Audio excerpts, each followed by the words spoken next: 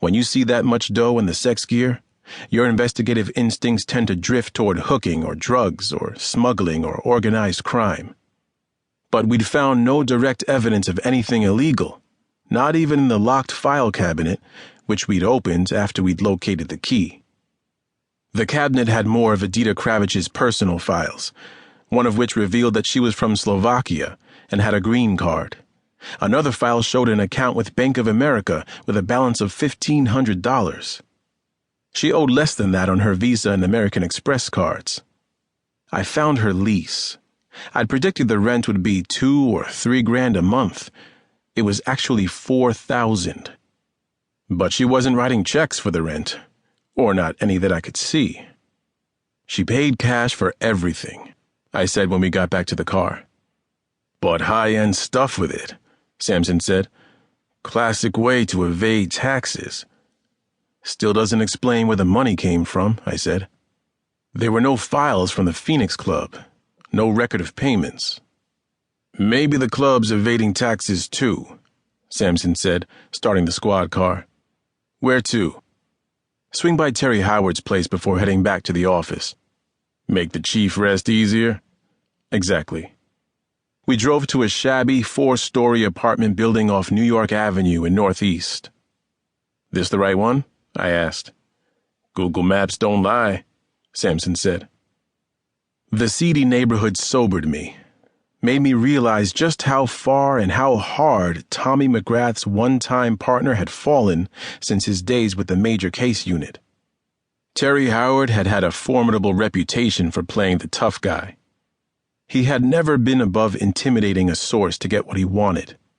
In fact, he'd been accused of it multiple times, and because of that, and because Tommy had ultimately turned on Howard, we were here.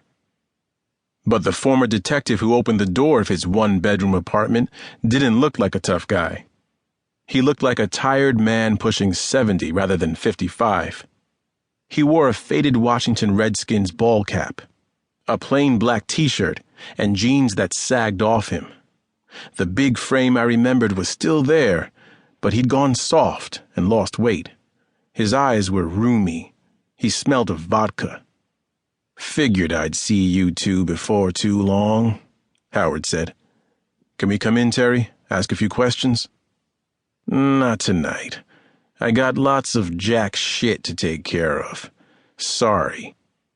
I said, you know we have to talk to you, and you know why. Now, we can continue standing here in your doorway where everyone on the floor will know your business, or we can come in, or we can take you down to the station. Any way you want to do this is fine by us. Howard's bleary eyes got hard and beady. In here. He stood aside. We walked into his sad little world. The apartment reeked of cigarette smoke. The muted television was tuned to a cable station rerunning classic baseball games. Beer cans and 3 empty bottles of Smirnoff vodka crowded the coffee table. The parakeet in the cage between the easy chair and the couch looked like a miniature plucked chicken. It had no feathers except for a crown of baby blue and orange. That's Sylvia Plath, Howard said. She's got issues. He laughed uproariously at that and then started coughing hard.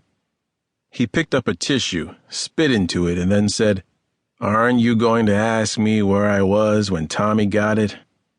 We figured we'd dance with you a while before that, Samson said. Howard sobered, said, No reason to. I was right here at the time the TV guys say he was killed. Anyone see you? 6 of the fine ladies from my neighborhood Hooters were supposed to come over for breakfast and watch last night's game with me on the DVR, Howard said. But alas, they stood me up. Too bad. Good game. Senators demolished the Red Sox in interleague play. Harper went 3 for 4. So you have no alibi, I said. Nope, Howard said, going to the kitchen and pouring orange juice and